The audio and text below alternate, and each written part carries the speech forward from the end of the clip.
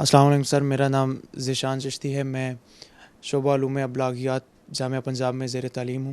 سر میرا آپ سے سوال ہے کہ دوستوں کی زندگی میں کیا اہمیت ہے اور آپ اپنے دوستوں کو کس نگاہ سے دیکھتے ہیں؟ یار آپ سچ پوچھو نا تو میری زندگی میں دوست بڑی کلیدی حیثیت رکھتے ہیں، اور خاص طور پہ میرے اسکول ڈیز کے، کالج اور پھر یونیورسٹی کے. Although I have lost quite a few of them. ابھی ریسنٹلی میں بڑے تجربے سے گزرا ہوں. میرے بہت پیارے دوست تھے سردار رجب علی پتافی یونیورسٹی کے، اور ایک اور تھے مسعود عباس جن کو ہم پیار سے مسعود داڑو کہتے تھے. بنیادی طور پہ تو رشتوں کی بات کر رہے ہیں نا ہم، ماں باپ، بہن بھائی، اولاد آپ کی، آپ کا خاندان، دوست. میں آپ کو کیسے سمجھاؤں گا؟ آپ کا سوال بڑا خوبصورت ہے لیکن آئی واز ناٹ پریپیئرڈ. دیکھو میں ایک چھوٹی سی بات آپ کو بتا دوں، آپ کے ساتھ شیئر کرتا ہوں. بتانے والی کیا بات ہے. ہمارا جو فارم ہاؤس ہے بیلی پور، بے شمار لوگ جانتے ہیں، تو فارم ہاؤس ہے. ہم وہاں 12-13 سال رہے. اس کے بعد پھر یہاں شفٹ کیا تو اب وہ فارم ہاؤس کا، ادروائز ہم ریگولرلی وہاں رہتے تھے. وہاں 3 کمرے ایسے ہیں اس گھر میں جو میرے دوستوں کے ساتھ منسوب ہیں. کوئی کینیڈا بیٹھا ہے، کوئی امریکہ بیٹھا ہے، کوئی کہیں بیٹھا ہے کہ یہ سلو بھائی کا کمرے کی ڈسٹنگ ہو گئی. مطلب میری وائف جب صبح یہ بات کرتی تھی، میں کام کر رہا ہوتا تھا تو مجھے لگتا تھا کہ میں میوزک سن رہا ہوں. حفیظ بھائی کے کمرے کی، او حفیظ بھائی کینیڈا بیٹھے ہیں، ٹھیک ہے. یہ سلو بھائی وینکوور میں بیٹھے ہیں. اور صبح میں اپنے دوستوں کے نام سن رہا ہوں. مائی وائف آسکنگ، جو بھی ڈسٹنگ کرنے والا ہے، یہ کرنے والی، کہ یہ اس سے آپ اندازہ لگاؤ کہ میرے نزدیک دوستوں کی قدر و قیمت یا حیثیت. اور میں اتنا خوش بخت رہا، ہر معاملے میں میرے بہت کرم اور احسان میرے رب کا رہا. دوستوں کے معاملے میں بھی میرا خیال ہے میرے جیسے دوست. اچھا، اس لیے میں اپنی پروفیشنل لائف میں میرے دوست نہ ہونے کے بعد عملی زندگی میں میں نے دوست نہیں بنائے. جان پہچان ہے، آشنائی ہے، شناسائی ہے، اچھے تعلقات ہیں، یہ سب کچھ ہے، دوستیاں نہیں ہیں. میرا اتنا بھرا پورا تھا، وہ گنجائش نہیں تھی.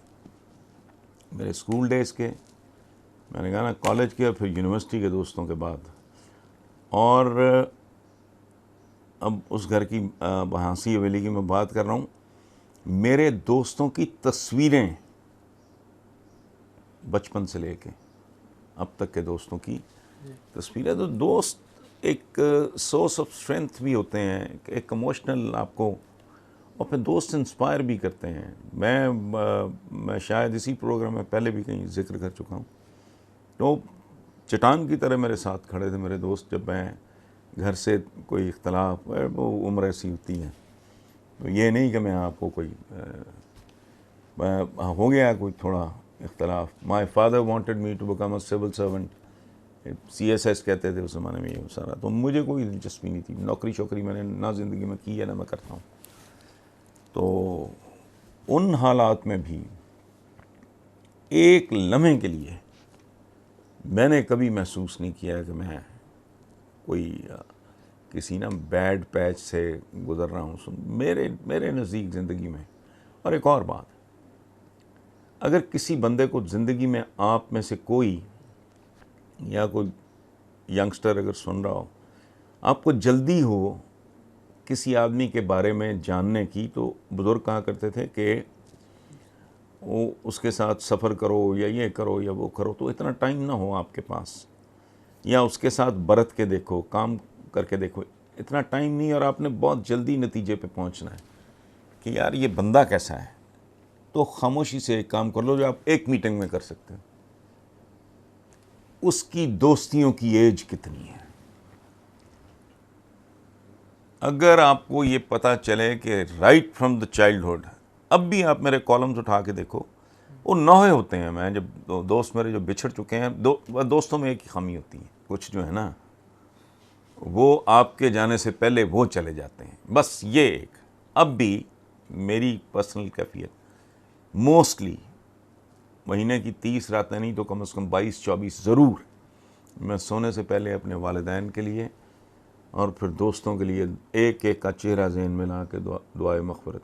تو جس بندے کی دوستیوں کی عمر لمبی ہو، مثلاً اگر میں بڑھاپے میں آ کے اگر میرے بچپن کے دوست بھی، کالج کے، یونیورسٹی کے، یہ سارا، تو اس کا مطلب ہے کہ مجھ پہ بھروسہ کیا جا سکتا ہے.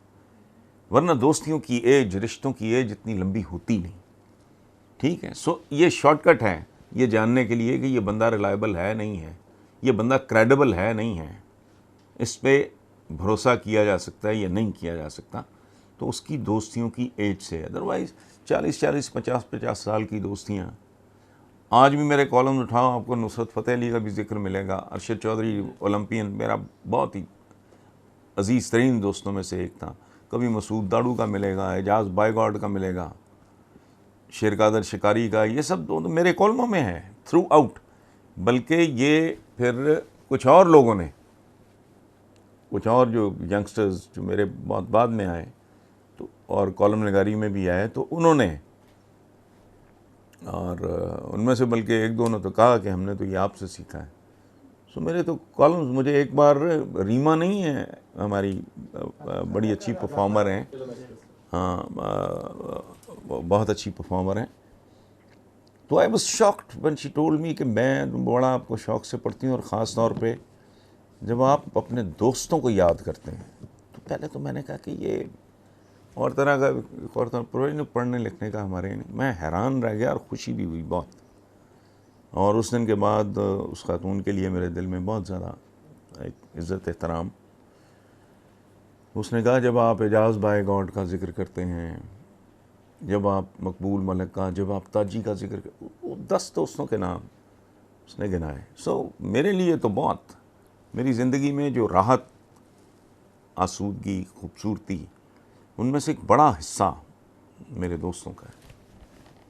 اور اس ایک بات آخری، ماں باپ آپ کا چوائس نہیں ہوتے ہیں، ٹھیک ہے، بہن بھائی آپ کا چوائس نہیں ہوتے ہیں،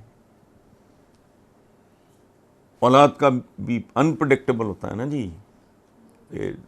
اچھا، دوست ایک ایسا خوبصورت رشتہ ہے جو آپ سوچ سمجھ کے بقائمی ہوش و حواس، اٹس یور چوائس، ٹھیک ہے. اور وہ جو کہتے ہیں نا کہ man is known by the company he keeps, اصل محاورہ تھوڑا ڈفرینٹ ہے. A man is known by the company he avoids. Company تو کیپ، اب میں مجبوراً آپ کے ساتھ بیٹھا ہوں، ٹھیک ہے، میں بات پیار سے کر رہا ہوں، ٹھیک ہے. اچھا، میں اگر آفس، میں نے وہ اس طرح کا آفس زندگی میں ویسے سوائے وہ سرکاری ملازمت کے جو میں نے دو سال کے، وہ ظاہر ہے آپ گھر والوں کے ساتھ اتنا ٹائم نہیں گزارتے، کالیگز آفس میں اگر آپ بیٹھے ہو تو وہ تو کمپنی ہے نا وہ، بٹ کمپنی یو اوائڈ. یہ خاص طرح کے لوگوں کو بندہ نا منہ پھیر کے چلا جاتا ہے. ڈسکرٹیس ہونے کی میں بات نہیں کر رہا، you wish everybody well, but یہ دوستوں سے یہ بھی پتہ لگتا ہے کہ آپ کون ہو، آپ کے دوست آپ کا تعارف ہوتے ہیں. سو میرے لیے تو بہت قیمتی ہے، سرمایہ ہے میرا. لیکن دکھ بھی ہے اس میں بہت، جو چلے جاتے ہیں نا، اور پھر کچھ اس طرح گم ہوتے ہیں جو زندگی میں آپ کو دکھائی بھی نہیں دیتے. ایسٹ پاکستانیز ہمارے ساتھ تھے بہت، بنگالیز. یونیورسٹی میں آنرز میں جب میں گیا تو 30-40% آف دا بوائز وہ ایسٹ پاکستان سے آئے تھے. لیکن اس کے بعد پھر جب بنگلہ دیش بنا، دوبارہ ایک دوسرے کی شکلیں دیکھنی نصیب نہیں ہوئی. سو اس میں تھوڑا درد بھی ہے، وہ شاید پین اور پلیجر زندگی میں ساتھ ساتھ چلتا ہے نا، تو اس طرح. میرا آپ سے سوال ہے کہ زندگی میں نظم و ضبط کی کیا اہمیت ہے؟ زندگی سوائے نظم و ضبط کے ہے ہی نہیں. نظم و ضبط نہ ہو، یہ کائنات ہی نہ ہو، یہ کیا ہے سارا کچھ؟ یہ سوائے ڈسپلن کے، یاد رکھنا برباد قومیں جو ہوتی ہیں نا، ان میں یہ پہلے بھی بات ہو چکی ہے شاید، نماز کیا سکھاتی ہے آپ کو؟ روزہ کیا سکھاتا ہے آپ کو؟ یہ کائنات، یہ سورج، یہ چاند، یہ ستارے، یہ دریا، یہ کیا سکھا رہے ہیں آپ کو؟ خود آپ کی ہیومن باڈی کیا سکھا رہی ہے آپ کو؟ یہ نظم و ضبط، جب نظم و ضبط ٹوٹتا ہے انسانی بدن میں تو اسے کہتے ہیں بیمار ہو گیا. ٹھیک ہے، اس کو ڈائلسس پہ ڈال دو، اس کو سرجری کرو، اس کے ہارٹ کا کچھ کرو، اس کو سٹینٹ ڈالو، فلانا کرو، جو بھی ہے. تو یہ کیا ہے؟ زندگی سوائے نظم و ضبط کے کچھ بھی نہیں ہے. یہ جو بلڈ پریشر ہم کہتے ہیں، یہ ہائی بلڈ پریشر ہے، یہ لو بلڈ پریشر ہے، کیا ہے؟ وہ نظم و ضبط سے باہر نکلا تو کہانی. اچھا، دریا سے زیادہ خوبصورت کوئی چیز ہے؟ میں کہ خوش ہوتا تھا دریا کی روانی دیکھ کر، کانپ اٹھا ہوں گلی کوچوں میں پانی دیکھ کر. تو دریا جب تک اپنے کناروں کے اندر، اپنے نظم و ضبط کے اندر ہے تو کیسی خوبصورت چیز ہے، زندگی کی نشانی ہے، خوبصورتی ہے، سب کچھ ہے. وہ بے پھر کے باہر آ جائے، اپنے کناروں سے باہر. تجاوز کیا ہے؟ کہتے تجاوزات. ہمارے یہاں ایک بڑا غلط لفظ استعمال ہوتا ہے، ناجائز تجاوزات. وہ تجاوزات تو ہوتی ناجائز ہیں. سو یہ جو تجاوزات، اپنی حدود سے تجاوز کرنا، کو ہم 70-71 سال میں جہاں پہنچے ہیں، ایک لفظ میں اگر بیان کرنا پڑے نا مجھے، لیک آف ڈسپلن. دنیا میں کوئی قوم، کوئی قبیلہ، کوئی فرد ایسا نہیں ہے جو ڈسپلن کے بغیر جس نے سٹینڈ آؤٹ کیا ہو. زندہ تو ریڈ انڈینز بھی ہیں، امریکہ چلے جاؤ آپ، کینیڈا چلے جاؤ، وہ پھر رہے ہیں وہاں مجہول سے، زندہ ہیں، اولادیں بھی ہیں ان کی، کھاتے پیتے بھی ہیں، زندگیاں بھی گزارتے ہیں، اسی طرح مرتے بھی ہیں. لیکن وہ کون لوگ ہیں؟ سو ہم بھی آلسو رین ٹائپ. ایک وجہ کیا؟ لیک آف ڈسپلن، نظم و ضبط. زندگی، آنکھیں کیا ہیں؟ دماغ کی کوآرڈینیشن ختم ہو جائے. میں ہاتھ ہلا رہا ہوں تو یہ یہاں سے سگنل، یہ اچھا، یہی اللہ نہ کرے میں جواب دے جائیں، کدھر گئی کہانی؟ سو آل دس از. گھر کیا ہے؟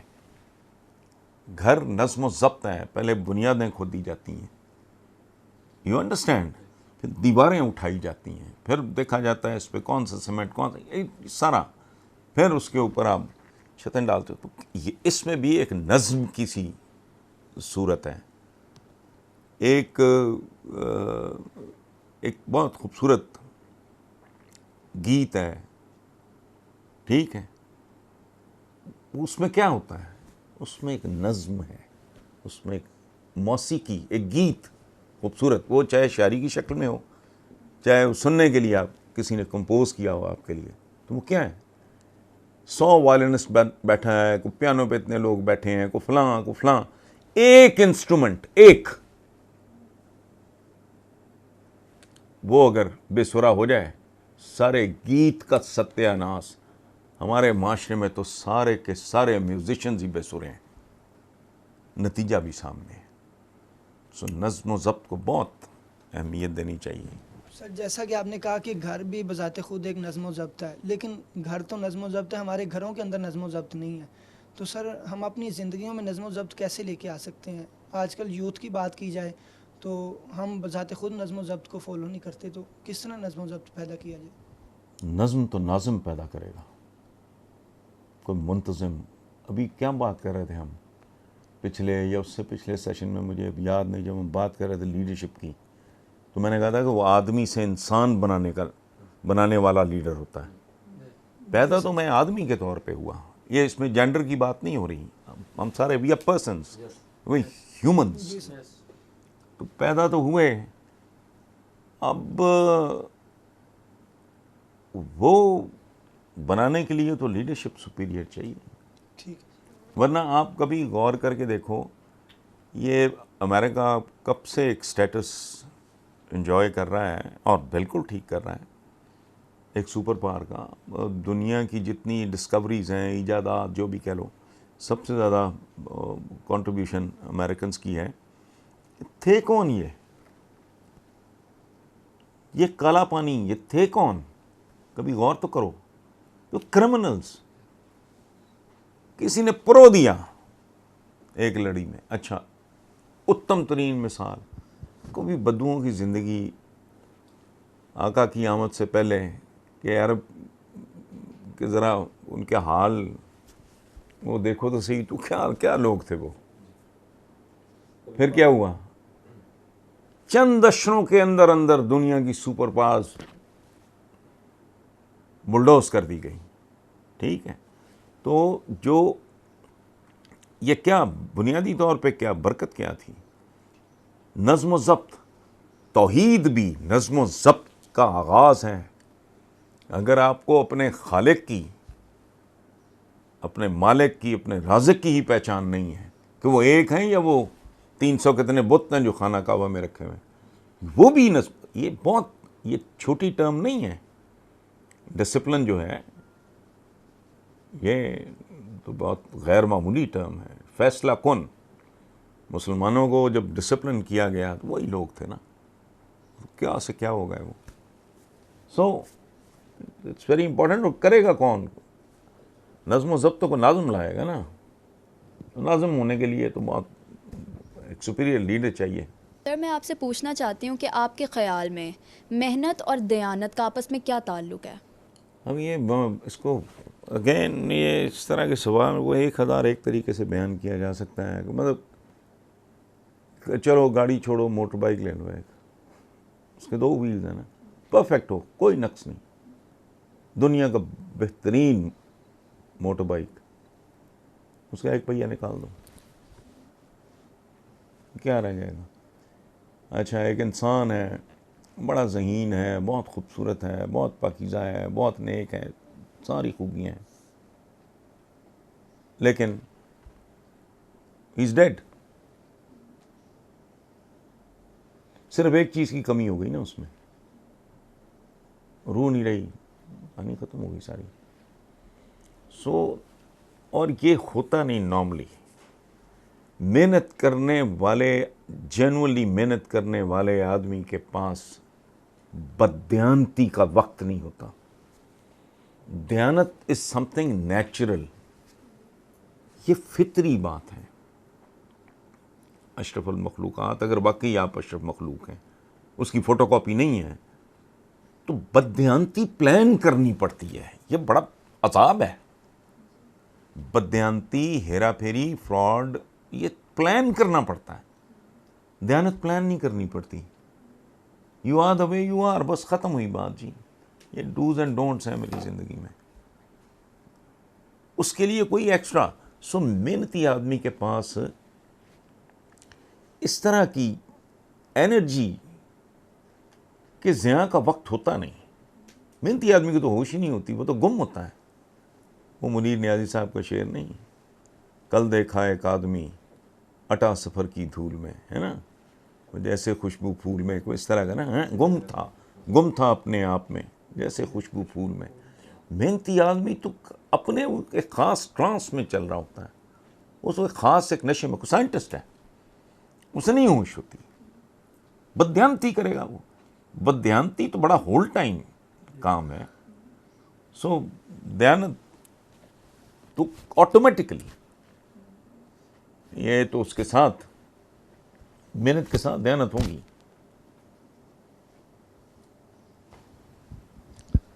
سر تاریخ آپ کا خاص موضوع ہے, اور بطور طالب علم جو تھوڑا بہت تاریخ کا مطالعہ میں نے کیا ہے کہ, اور آپ کے تحریروں سے بھی جو اخذ کیا ہے کہ ہمیں تاریخ میں بادشاہوں کے قصے, تعریفیں اور مارداڑ ملتی ہے. کیا کوئی عوامی تاریخ مرتب ہوئی؟ اور سر اس کے ساتھ ساتھ کیا آج کی تاریخ میں, جدید دور میں, ہم تاریخ کے ساتھ انصاف کر پا رہے ہیں؟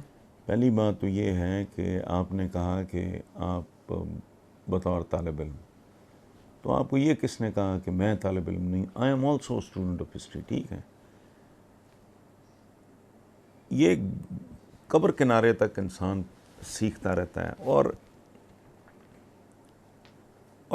اپنی کم مائگی کا احساس جو آپ سیکھتے چلے جاتے ہو نا, آپ اپنی نظروں میں چھوٹے تر ہوتے چلے جاتے ہو کہ یار بس مجھے تو یہ بھی نہیں پتا تھا, مجھے تو یہ بھی نہیں پتا, مجھے تو یہ بھی نہیں پتا. پہلی بات. دوسری بات, یہ جو بات آپ نے کی ہے نا، یہ سیریس ہسٹری، یہ حکمران خاندانوں کی تاریخ انسانوں کی تاریخ نہیں ہوتی، یہ دو مختلف چیزیں ہیں.